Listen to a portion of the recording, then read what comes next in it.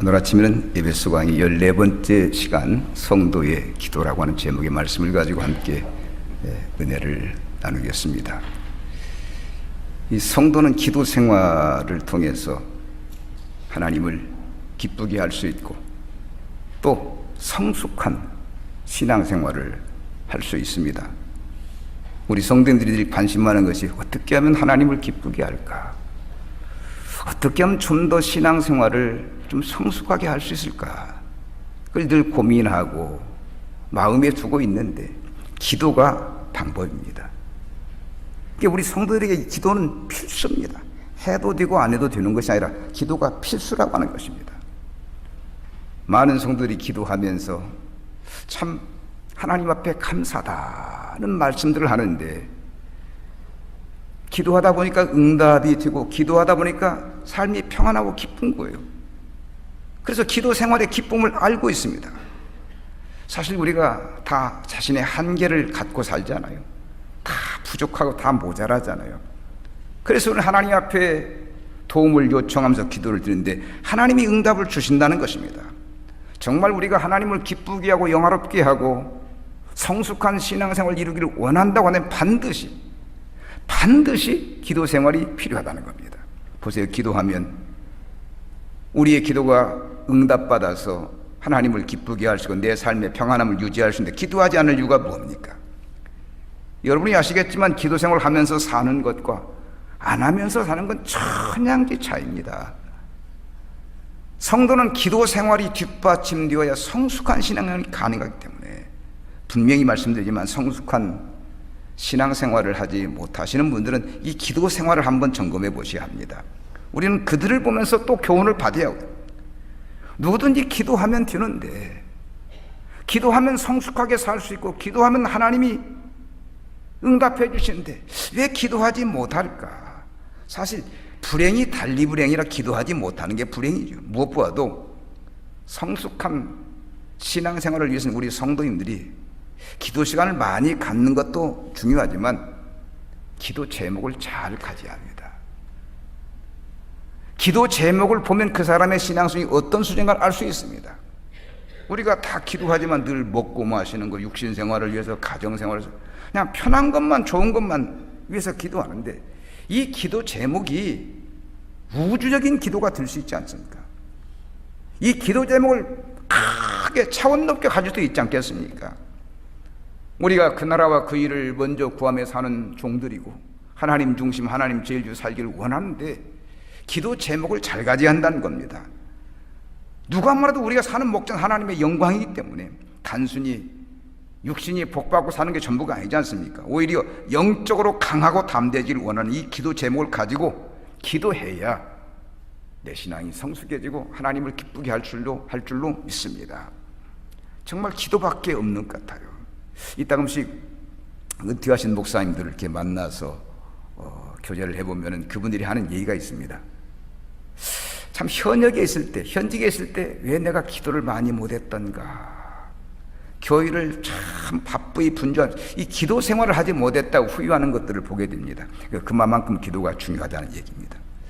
오늘 아침 우리가 읽은 이 에베소 3장 14절로 21절에 있는 말씀을 쭉 보면은 이게 성도의 기도에 대한 교훈입니다. 바울 사도가 이런 기도를 하면서 여러 가지 조건을 놓고 기도를 했는데 이 기도가 성숙한 신앙생활하는 성도의 그 기도와 맥이 같습니다. 우리도 이 제목을 가지고 기도해야 할 줄로 믿습니다. 바울은 성숙한 그리스도인이라고 한다면 누구나 다 본받아야 할 인물이 아닙니까? 때문에 그가 에베소 교회에 보낸 편지에서 드린 이 기도의 내용을 주의 있게 살펴볼 필요가 있다는 거예요. 이 기도의 내용이 우리가 드려야 할 기도의 내용이라니까. 여기에 보면 바울 사도가 속사람이 강건해지길 위해서 기도하고 그리스도가 내 마음에 계시길 위해서 기도하고 사랑의 사람이 되길 위해서 기도하고 그리고 하나님의 영광을 위해서 기도한 내용이 있습니다. 우리도 이 기도 제목을 가져야 성숙해지는 겁니다. 사실 어떤 면에서 우리의 신앙은 기도한 내용만큼 성숙해지는 거 아니겠습니까? 우리가 영적인 건강을 위해서 기도한다고 한다면 그만큼 신앙이 장성한 겁니다, 여러분. 오늘 아침 이 말씀을 생각하면서 함께 은혜를 나누겠습니다. 먼저 속사람이 강건해지기 위해서 기도해야 합니다. 우리 이 기도를 꼭 해야 합니다. 왜냐하면 연약해서 항상 넘어지고 쓰러지기 때문에. 우리 가운데 넘어지지 않은 사람이 어디 있겠습니까? 늘 바람만 불어도 흔들리고 물결만 쳐도 우리가 흔들리는 거 아니겠습니까? 연약한 인간이기 때문에. 그래서 바울은 속사람이 강건하기 위해서 기도한 겁니다. 여러분, 속사람이 이 무슨 의미인지 아시죠? 겉사람 말고 속사람. 오늘 본문 16절에 보면 그의 영광의 풍성함을 따라 그의 성령으로 말미암아 너희 속사람을 능력으로 강건하게 하시오며. 다시 말하면 여기 속사람은 겉사람과 대두지는 말입니다. 겉사람 타락한 인간의 본성을 의미한다면 속사람은 거룩한 하나님의 도덕적인 자아를 가리키는 말이거든요. 사람은 누구나 다 겉사람이 있고 또 속사람이 있습니다. 나라고 하는 존재가 이 겉사람과 속사람으로 나눠져 있다는 겁니다. 문제는 이 겉사람과 속사람이 하나 되지 못한, 겉은 멀쩡하게 했는데 속은 보면 텅텅 비어있는 사람이 있다는 것입니다. 속은 하나님의 뜻을 찾지만은 겉사람은 전혀 행동이 달라진, 속은 하나님 중심으로 하나님 한 분만으로 만족하고 살기를 원하는데 겉사람은 전혀 엉뚱한 행동을 한다고 하는 것입니다. 그 로마서 7장 20절에 이런 말이 있습니다. 만일 내가 원하지 않은 그것을 하면 이를 행하는 자가 내가 아니요 내 속에 거하는 죄인이라. 즉 속사람이 원하는 걸 겉사람이 하지 않는다는 거예요. 흔히 하는 말로 그 사람 겉다르고 속다르네. 겉은 그렇게 안 보이는데 속은 아주 시커멓구만. 우리가 잘 아는 그 시조도 있지 않습니까? 가마위 검다하고 병매어 웃지 마라. 겉이고 속 가무는 이제 너뿐인가 보라. 겉다르고 속다르다는 겁니다. 이게 검은 줄 알았더니 희고 희다 흰 줄 알았더니 검다는 거. 이게 사실 우리도 일상생활에서 이걸 번번이 경험하여 느낄 때가 많습니다. 실제로 마음은 그렇지 않은데 겉으로 드러나는 건 전혀 행동이 다르거든요. 내가 이렇게 살아야겠다, 이렇게 말해야겠다 해도 전혀 다르게 행동으로 나타난단 말입니다. 전에 한번 한 형제가 저하고 이제 상담을 하는데 그런 말씀을 하시는 거예요. 목사님, 내가 정말 아내를 사랑해요. 우리 아내를. 아내 없이는 못 살 것 같아요. 그런데 그렇게 사랑하는데도 언행은 다르다는 겁니다. 겉으로 나타나는 건 전혀 거칠게, 굉장히 거칠게 나타나. 이건 아닌데 이걸 좀 바로 잡으려도 바로 되지 않는다고 고민하는 걸 제가 보았습니다. 아마 여러분도 이런 일들이 있을 겁니다. 인간관계라든지 부부관계에서 내가 이러지는 않으려고 했는데 왜 이렇게 나가지? 하면서 말입니다. 이게 마음이 없는 말을 하고 마음이 없는 행동을 할 때가 있다는 거예요. 그래서 바울 사도는 성도들의 속사람이 성령의 능력을 힘입어 강건해짐으로 승리할 수 있도록 기도한 겁니다. 실제로 성도들이 바르게 살지 못하고 넘어지고 쓰러진 때가 얼마나 많은지. 정말 연약한 것이 인간 아닙니까? 내가 나를 볼 때 내가 이것밖에 안 되는가? 내가 이렇게 부족한가? 내가 원하는 바 선은 행정 도리 원치 않는 악만 행할, 이게 도대체 난가라고 싶을 때가 있다는 겁니다. 그래서 위선적으로 사는 사람들이 많은 거예요. 속사람은 거짓되고 불의하면서 거룩한 체하고 사는 겁니다. 그리스도인이라면 그리스도를 본받아 거룩하고 의롭고 진실하고 깨끗하게 살아야 하는데 위선의 탈을 쓰고 딴다는 겁니다. 이게 얼마나 부끄러워요. 아니, 그리스도인이라고 하면서 겉사람은 그리스도인인데 속사람은 마귀 종자 같다는 겁니다. 예수님 당시 종교 지도자들이 얼마나 거룩했습니까? 얼마나 훌륭한 종들입니까? 그런데 예수님은 속사람을 보고 화 있을 때 이 독사의 자들, 이 패역한 자들 예수님께서 겉사람과 달리 속사람이 음흉하니까 그들을 욕한 거 아니겠습니까, 여러분? 여러분, 위선이라고 하는 건 탈을 쓴 거나 똑같은 탈을 쓴 거나. 어떤 사람이 돈이 없어서 굶주리다가 일거리를 찾아 나섰습니다. 배가 고프니까 뭘 좀 일 좀 해주면 일거리가 없는 겁니다. 그래서 찾아보니까 한 사설 동물원에서 사람을 구하는 거예요. 이제 갔더니 내가 배가 고파서 일 좀 하고 밥 좀 얻어 먹고 싶습니다 했더니 그 사장이 하는 얘기가 간단하다고. 창고에 가서 원숭이 탈을 하나 이렇게 가지고 와서 이 탈을 쓰고 원숭이 우리에서 그냥 가만히 있으면 절대로 소리를 내면 안 돼. 원숭이 탈을 쓰고 그냥 있으면 된다고. 그래서 원숭이 탈을 쓰고 하루 종일 있다 보니 무리하게 잠도 자고 하면서 이제 그네도 한번 타, 그네를 타서 하다가 그네가 확 올라가면서 저쪽 우리에 툭 떨어진, 그게 호랑이로 툭 떨어진 거예요. 또 호랑이가 눈만 꾸벅꾸벅하면서 소 닭 보듯이 하는 거예요, 이렇게. 그래서 뭐라고 하냐 아십니까? 네 팔자나 내 팔자나. 이 사람도 호랑이 탈을 쓰고 지금 그 동물원에 앉아 있는 거 이게. 그게 네 팔자나 내 팔자나. 두 사람 다 똑같은 신세였습니다. 동물원에서 사람의 탈을 쓰여가지고 동물처럼 위장해 놓은 겁니다. 그런데 오늘 우리 성도들 가운데 이렇게 위장의 탈을 쓰고 신앙생활하는 사람들이 많다는 거예요. 마치 자기가 깨끗하고 거룩한 자처럼 행세를 합니다. 한마디로 사람을 속이고 있는 거죠. 언젠가 한 형제가 저에게 그런 얘기를 하더군요. 참 목사님 저 밉습니다. 내가 생각할 때 내가 밉다는 겁니다. 바르게 살기는 하는데 이게 바르게 하는데 자꾸 위선적인 행동, 자꾸 내가 바르게 살아야 하는데, 바르게 살고 싶은데 행동은 위선적으로 나간다는 겁니다. 사랑하는 여러분, 아무리 우리가 탈을 쓰고 위선을 부린다 할지라도 속 사람은 하나님 앞에 숨길 수가 없어요. 보세요, 우리가 하나님을 믿고 하나님 앞에서 예배하는 사람 어떻게 우리의 속 사람을 숨길 수 있겠습니까? 그러므로 우리가 속 사람을, 내 속 사람을 관리를 잘 해야 한다는 거예요. 바울 사도가 기도한 것처럼 속 사람이 성령의 능력으로 날로 새로워지고 강건해지도록 기도하시기를 바랍니다. 우리 속 사람이 새로워져야 새로워요. 성령의 능력을 덧입어서 강건해지도록 힘써야 한다는 겁니다. 우리가 신앙생활을 바로 하지 못하는 이유가 성령의 강력한 지원을 받지 못하기 때문에 신앙생활을 바로 하지 못하는 거예요. 정말 우리 모두에게 우리는 연약하게 부족하기 때문에 성령의 강력한 능력이 필요하거든요. 그래서 우리가 이 기도가 필수입니다. 왜냐하면 내 힘과 의지로 살려면 자꾸 넘어지고 쓰러지기 때문에. 아마 우리 성도님들 가운데 신앙생활을 위해서 기도하지 않는 사람은 거의 없을 겁니다. 그럼에도 불구하고 바로 서지 못하거든요. 늘 하나님 앞에 바르게 서겠다고 다짐하고 고백하면서 바르게 서지 못하거든요. 달리 방법이 없고 더 힘써서 기도하는 게 방법입니다. 그러면 성령께서 도와주세요.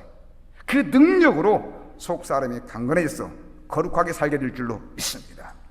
여러분, 성령이 도우셔야 성숙해집니다. 자꾸 성령을 의지하시기 바랍니다. 그 다음에 무슨 기도를 했느냐? 그리스도가 마음에 계시기 위하여 기도합니다. 이 본문 17절 믿음으로 말미암아 그리스도께서 너희 마음에 계시게 하시옵고 했습니다. 그리스도께서 성도의 마음속에 계심은 그리스도의 영인 성령께서 내주하심으로써 이루어지는 겁니다. 이 시간 여러분들의 마음속에 성령님 계신다면 한번 아멘 하시기 바랍니다. 정말 내 마음속에 성령님이 계시는 겁니까? 분명하죠. 예수를 그리스도로 보면 성령님 계시니까. 우리 예수님께서도 성령으로 우리 마음속에 계실 걸 약속하셨습니다. 요한복음 14장 20절에 그날에는 내가 아버지 안에 너희가 내 안에 내가 너희 안에 있는 걸 너희가 알리라고 했습니다. 정말 이 약속이 소중하고 귀합니다.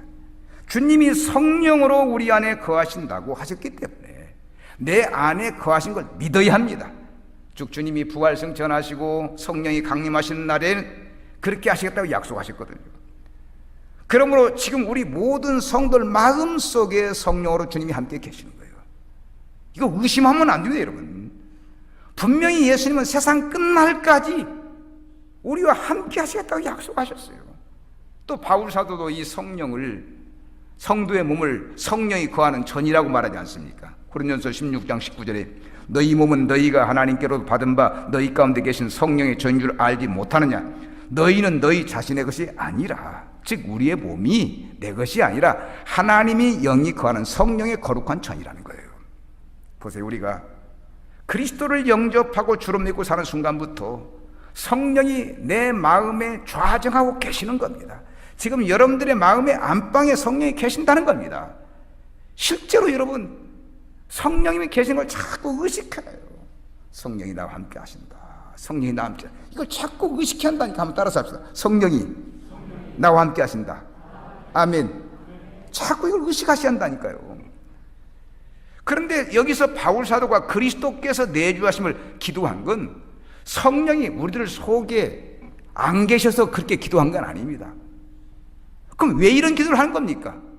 성령이 분명히 내 속에 계시는 건 분명한데 내 속에 계신 성령을 의식하지 않고 산다는 겁니다.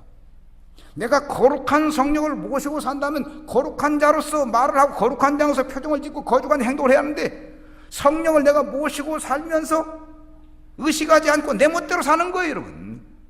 쉽게 말하면 성령 무시, 성령을 무시한다는 겁니다. 여러분 자신이 한번 생각해 보세요. 날마다의 삶 속에서 얼마나 내가 성령을 의지하고 성령을 의식하고 사는지. 솔직히 말해서 늘 잊고 살기가 쉽지 않습니까? 오래전에 부교육자 한 사람이 저에게 그런 질문을 했어요. 목사님, 어떻게 해야 성령 충만하면 살 수 있을까요?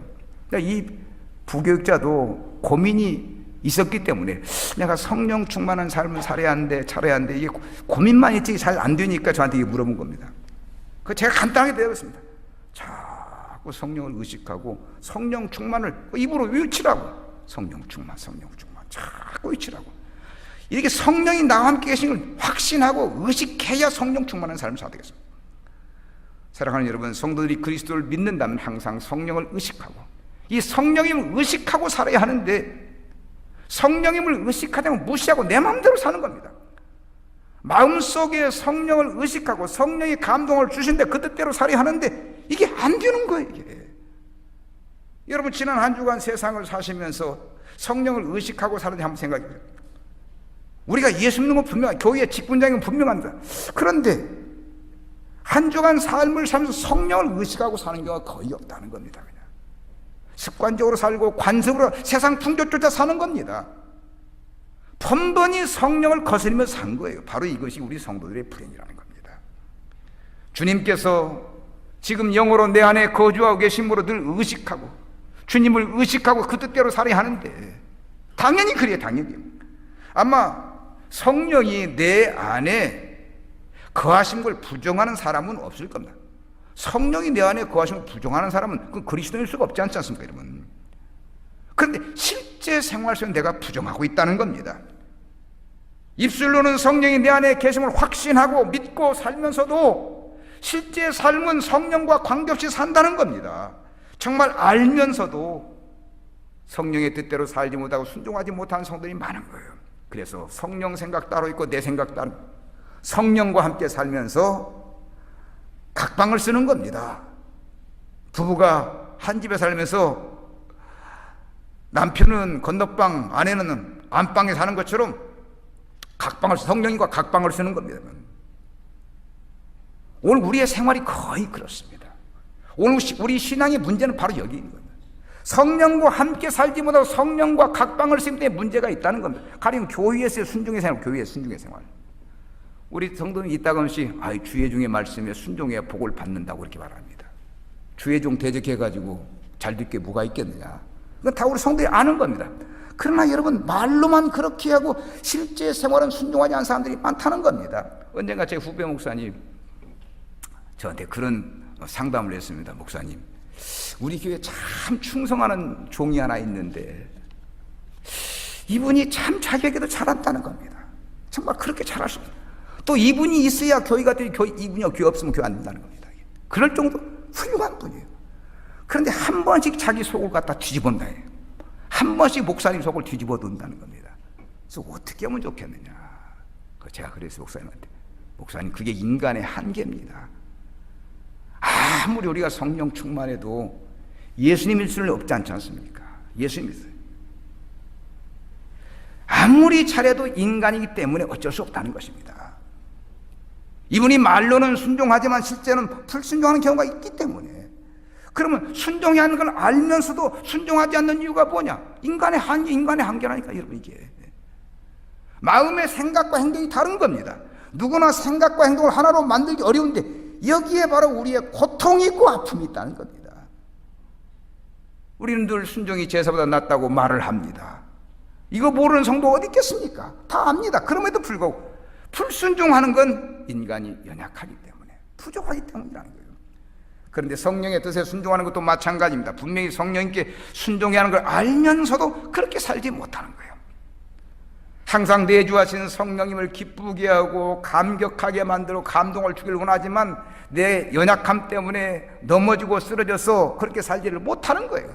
마음으로는 원하지만 행동이 쉽지 않습니다. 이것이 마음 따로 행동 따로의 삶이라는 거예요.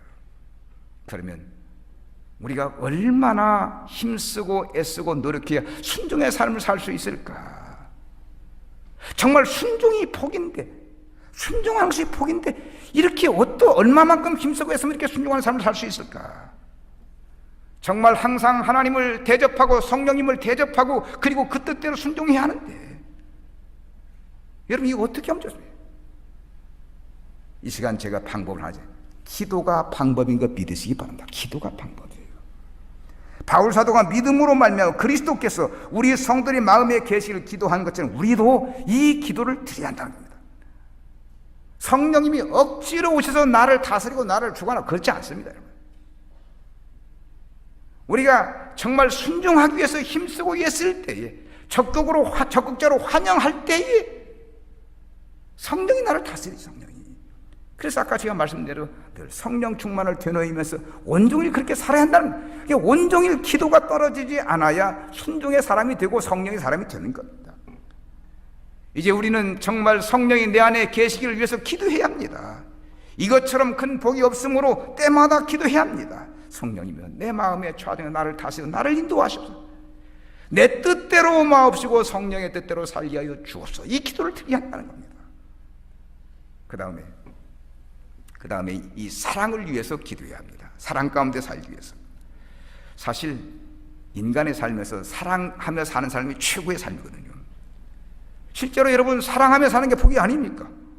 만약에 가정에서 부부가 살면서 사랑하며 사는 게 복이지 싸우며 사는 게 복입니까? 여러분? 돈이 많은 데는 무슨 의미겠습니까? 지위가 높은 데는 무슨 의미가 있겠습니까?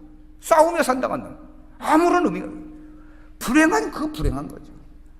아무것도 가진 것을 서로 사랑하면서 아끼고 존중하면서 사는 그게 복 아닙니까? 여러분? 여러분은 모든 사람을 사랑하며 사시기를 축복합니다. 우리가 인생을 사랑하며 살 수만 있다면 행복이면 행복입니다. 그리고 이건 주님의 명령이기도 하고요. 내 이웃을 사랑하라. 서로 사랑하라는 건 주님의 명령이에요. 그래서 바울도 기도했습니다. 본문 17절 보십시다.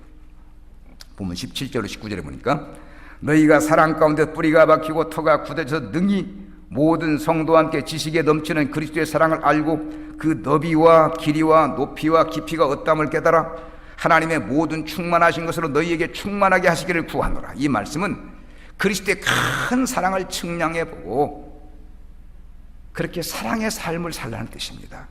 받은 사랑이 크니까 넘치니까 사랑의 삶을 살라는 겁니다.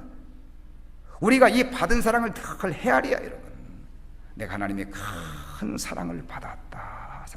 사랑을 받았다고 생각하면 모든 사람을 다 사랑할 수 있는 겁니다.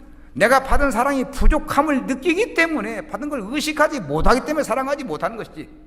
여러분 받은 사랑이 크다는 사실이라면 원수라도 용서할 수 있는 거예요. 실제로 우리는 원수까지도 포용하는 그리스도의 사랑이 우리의 삶의 기초가 되는 겁니다.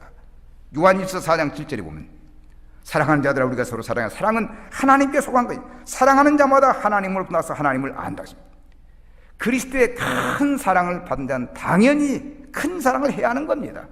말로 다 할 수 없는 사랑을 받았기 때문에 그 기쁨으로 사랑해야 한다는 겁니다. 그러나 우리는 실제 생활의 사랑의 삶을 살기보다는 오히려 싸우고 다투고 분쟁하고 부절하는 게 일상화되었습니다. 그래서 바울 사도는 성도들이 사랑 가운데 살기를 기도한 겁니다. 우리도 이 기도를 드리자는 겁니다. 하나님 종이 사랑의 사람이 있어 어디를 가든지 사랑하며 살게 하여 주옵소서. 말 한마디라도 사랑을 담게 하여 주옵시고 아멘. 행동 하나하나가 다 사랑을 담아 살게 해 주옵소서. 실제로 우리가 사랑에 인색한 건 이 사랑에 대한 기도가 부족함 때문이 아니겠습니까? 우리가 사랑의 기도를 끊임없이 드린다면 사랑하지 못할 자가 어디 있겠습니까? 언젠가 한 자매가 저한테 그런 얘기를 목사님 나는 명절에 집에만 갔다 오면 열받친다고 자기 그냥 동서하고 관계가 별로 안 좋아가지고 그렇게 미움이 쏟아난다는 겁니다. 하는 짓만 밖에 미운 짓만 하는지. 그래서 기도를 많이 하고 간다는 겁니다. 그럼 역시 돌아올 때는 그 동서 때문에 시험받아 돌아온다는 겁니다. 이런 생활을 참 오래 했는데 끊임없이 기도했다. 근데 어느 한순간에 그 동서가 이해가 되더라는 겁니다. 그 동서가 이해가 되더랍니다. 그래서 사랑하게 되었는데 기도의 승리를 저한테 고백한 일이 있습니다. 사랑하는 여러분, 우리가 사람을 이해하지 못하는 건 내 마음의 넓음 가지고 그를 이해하기 때문에 또 안 되는 겁니다. 기도하면 성령께서 사랑할 수 있는 감동을 주시는 거 믿으시기 바랍니다. 우리 성도는 그리스도의 큰 사랑을 알잖아요. 그 사랑이 너무 크기에 때때로 눈물을 흘리고요, 때때로 감격하고요. 내가 무엇인데 그리스도께서 그 귀한 몸을 버려 나를 위해서 십자가를 지고 물과 피를 쏟으셨는가? 내가 도대체 뭔데 나에게 그런 은혜를 베풀었는가? 어렵고 힘들 때 우리가 주님을 생각하면서 눈물을 흘리는 게 바로 그 이유 아니겠습니까? 엄청난 사랑을 받은 겁니다. 이렇게 엄청난 사랑을 받았기 때문에 나도 남을 사랑해야 하는데 그렇게 살지를 못하는 거예요. 이게.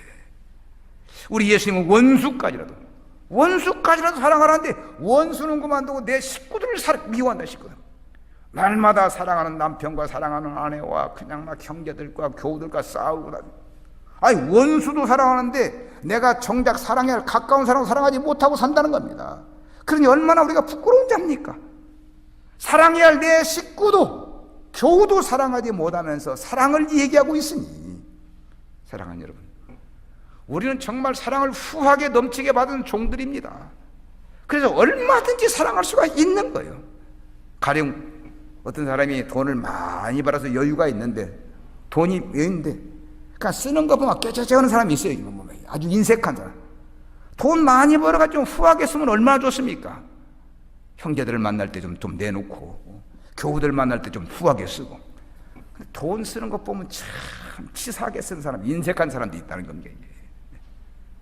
그러면 우리가 뭐라면, 이 가진 놈이 더 무섭네, 있는 놈이 더 무섭다니까, 이렇게 우리가 얘기하지 않습니까?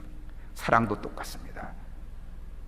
우리가 하늘을 두루마리 삼고 바다를 먹물로 삼아서 기록할 수 없는 그 엄청난 사랑을 받아가지고 살면서 고작 사랑 내놓는다고 조각 사랑 내놓고 그것도 안 되니까 싸우고 다투고 미워한다. 이게 말이 안 되는 아닙니까? 만약에 우리가 그리스도의 사랑을 받고 살면서 조각 사랑, 작은 사랑을 내놓는다, 이거 말이 안 되는 얘기예요. 더 큰 문제는 조각 사랑도 안 돼. 미워하고 시기하고 질투하는 겁니다. 실제로 이런 사람들이 많기 때문에 우리 그리스도에 욕먹는 거 아닙니까? 믿는 사람이 그것밖에 안 되냐 이렇게 말하지 않습니까? 실제로 어떤 사람은 그렇게 얘기해요. 안 믿는 사람은 그냥 막걸리 한 잔 해결돼. 우리 믿는 사람 한번 꼬이면 평생 안 풀린다는 거예요. 이게 말이 되는 얘기입니까, 여러분? 막걸리 한 잔 가지고 안 믿는 사람 푼대요. 근데 믿음의 사람들이 그리스도의 풍성한 사랑을 살면서 이걸 못 풀고 맺고 있는 게 말이 되냐는 겁니다, 여러분. 사랑을 좀 후하게 하자고 얘기해요. 여러분, 우리가 사람에게 손해 좀 봐도 괜찮습니다.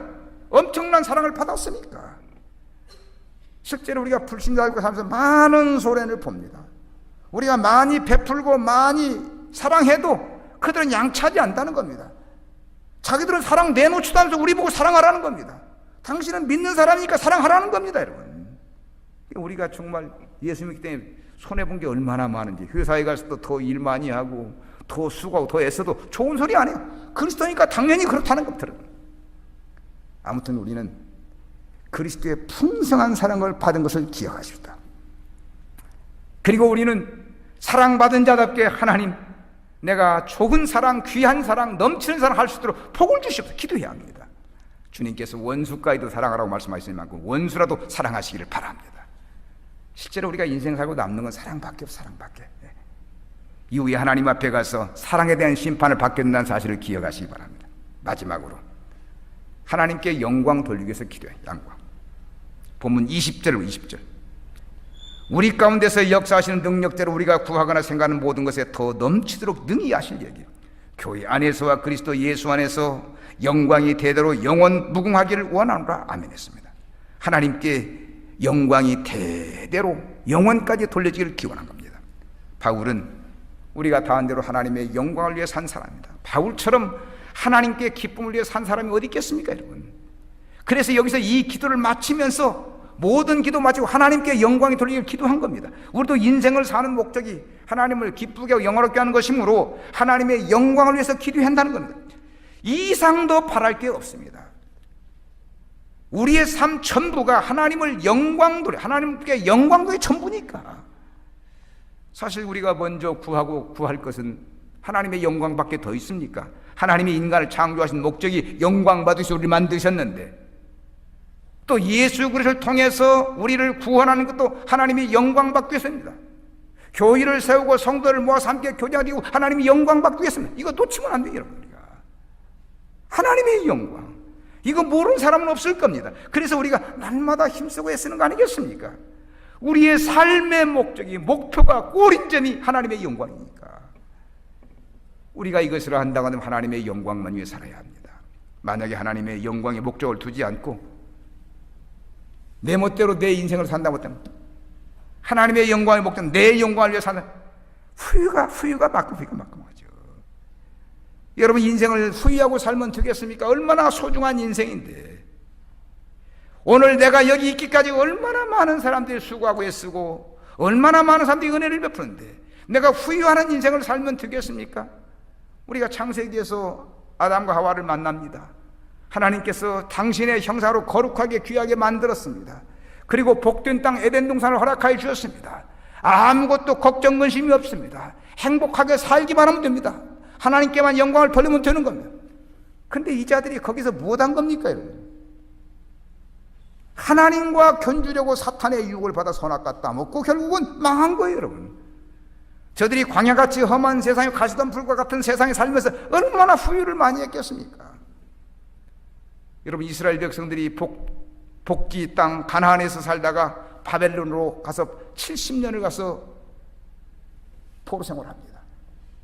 포로 생활, 짐승같이 삽니다. 하나님의 거룩한 백성들이 가나안 복지에서 복을 누리지 못하고 이방 땅 바벨론에 가서 짐승처럼 산 거예요. 저들이 노예 생활하면서 얼마나 후회 많이 했겠습니까? 그런데 오늘 또 우리가 하나님께 영광을 돌리지 못한 그렇게 됩니다. 마음으로 정말 하나님을 기쁘게 하는 삶을 살려고 힘쓰는데 그 자체가 행복이고 평안을 아는데 우리가 이렇게 살지 못하면 불행한 거예요. 그러므로 때마다 우리는 내가 지금 하나님을 기쁘게 하는 삶을 살고 있느냐, 하나님께 영광을 통해 이걸 물어야 한다는 것입니다. 말로만 하나님의 영광을 위한다고 바르게 살지 못하는 자가 많기 때문에 항상 자기를 살펴야 해요. 항상 하나님의 영광을 위해 살자, 하나님의 뜻대로 살자 다짐해야 한다는 것입니다. 하나님이 우리에게 많은 걸 기대하고 많은 걸 주시는데 정말 여러분들 인생을 살면서 받은 거 한번 헤아려 보세요. 엄청난 것들을 받은 겁니다. 많은 사람들이 많은 걸 받아가지고 쓰지 못하게 돼 다 사장되어 버린 겁니다. 여러분, 은혜도 깨닫지 못하면 이제 나중에 은혜가 아니라 아무것도 없습니다. 받은 은혜 하나하나 깨닫고 그 감사해서 봉사하고 헌신하고 사는 거예요. 무수하게 쏟아져 나옵니다, 그것이. 이게. 그러나 나는 이것도 못 받고 저것도, 나는 아무것도 받은 것이 없다고 빈약한 생활을 하면요, 있던 거 다 사라져버리고 합니다. 정말 우리가 하나님의 은혜로 사는 걸 알고 하나님께 영광 돌리기를 원한다고 한다면 하나님은 생각밖에 놀라운 것으로 많은 걸 주시는 것입니다. 아무나 이 큰 사랑 받는 건 아닌데 정말 우리가 특별한 사랑을 받은 자인데, 사랑하는 여러분, 어렵고 힘들 때마다, 문제가 안 풀릴 때마다 받은 사랑을 받은 사랑, 내가 큰 사랑을 받았다, 나를 위해서 기도하는 사람 많다, 나를 사랑하는 사람 많다고 늘 생각하세요. 이게 여러분들을 복되게 만들고 여러분들을 은혜의 길로 인도하는 비결인 걸 믿으시기 바랍니다. 하나님께서 때마다 나를 사랑해서 필요한 거 다 주시는데 감사한 마음을 가져야 하지 않겠습니까? 만약에 이 행복을 모르고 앞을 보면서 원망하고 뒤를 보면서 불평하고 이 사람 붙잡고 원망하고 이 사람 불평, 참으로 부끄러운 일이죠. 부끄러운 일. 저는 이제 목회에 이제 제가 표현을 구분능선을 넘었다고 이제 표현하는데, 저도 이제 목회할 때가 이제 얼마나 남지 않았다는 생각을 갖고 있습니다. 뒤돌아보니 얼마나 감사한지, 정말 감사한 것뿐이에요. 이게 저는 울산에 와서 정말 행복한 날, 저는 열심히 일했다기보다 저는 목표를 즐기고 살아왔습니다. 기도 생활 즐겼고 말씀 전하는 거 즐겼고 성도들을 교제하는 거 즐겼습니다. 행복하게 살아요. 나 같은 자가, 나같이 부족한 사람이 이런 축복을 받았다라고 생각하니까 감사한 마음이 절로 나오고, 정말 우리 성도님들 한 분 한 분 다 업어주고 싶은 생각이 들어요. 여러분에게 업어주세요. 사랑하는 여러분, 우리가 인생을 다 살고 마지막 할 수 있는 말은 무슨 말일까? 하나님 감사합니다. 은혜로 살게 해서 감사합니다. 많은 사랑 주셔서 사랑하며 살기는 감사합니다. 이 말을 꼭 하나님 앞에 하고 가야지 않겠습니까? 바울은 로마 친구에게 하나님의 영광을 위해 살라고 말씀하고 있습니다. 고린도전서 10장 31절에 보면 그런즉 너희가 먹든지 마시든지 무엇을 하든지 다 하나님의 영광을 위해 하라고 하고 있습니다. 당연한 요구입니다.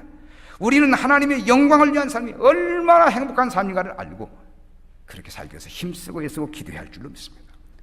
자, 오늘 아침 바울 사도가 에베소 교회 성도들이 성숙한 신앙생활을 하기 위해서, 그리스도가 그 마음에 계시기를 위해서, 사랑의 삶을 살기 위해서, 하나님의 영광을 위해서 살기를 위해서 기도했습니다. 우리는 이 바울의 기도 제목을 우리의 기도 제목으로 생각하고 늘 이 기도를 드리면서 성숙한 신앙을 가져야 할 줄로 믿습니다. 한 주간도 이 기도 제목 가지고 살면서 승리하시고 하나님께 영광을 돌리시기를 주님의 이름으로 축원합니다. 기도하겠습니다.